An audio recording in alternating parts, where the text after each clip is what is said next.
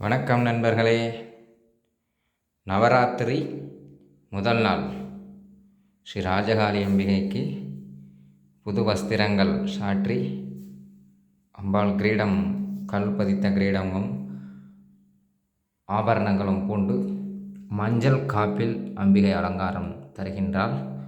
அம்பாள் அலங்காரம் எப்படி இருக்குங்கிறத கமெண்டில் பின் பண்ணுங்கள்.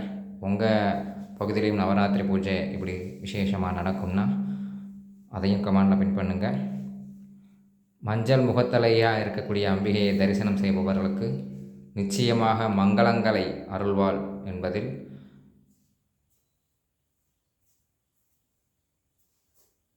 நன்மை உண்டு. மங்களங்களையும் சகல செல்வங்களையும் அனுகிரகம் செய்து அம்பிகை அருள்வாள். இந்த நவராத்திரி நாட்களிலே நடக்கக்கூடிய உற்சவங்களில் அம்பிகை ஆலயங்களில் 16 மண் அகல் தீபங்கள் நல்லெண்ணெய் ஊற்றி தீபமேற்றி காமாட்சி விருத்தம் படித்து வழிபட நாம் வேண்டிய விஷயங்கள் அனைத்தும் நடந்தேறும் என்பதில் ஐயமில்லை. அம்பாள் எப்படி இருக்காங்கிறத கமெண்டில் கட்டாயமாக பின் பண்ணுங்கள். இப்போ தான் நம்ம சேனலில் ஃபஸ்ட் டைம் பார்க்குறீங்கன்னா ஸ்ரீ ருத்ரா அருள் யூடியூப் சேனலை சப்ஸ்கிரைப் பண்ணிக்கோங்க. லைக் பண்ணுங்கள், ஷேர் பண்ணுங்கள், கமெண்ட் பண்ணுங்கள்.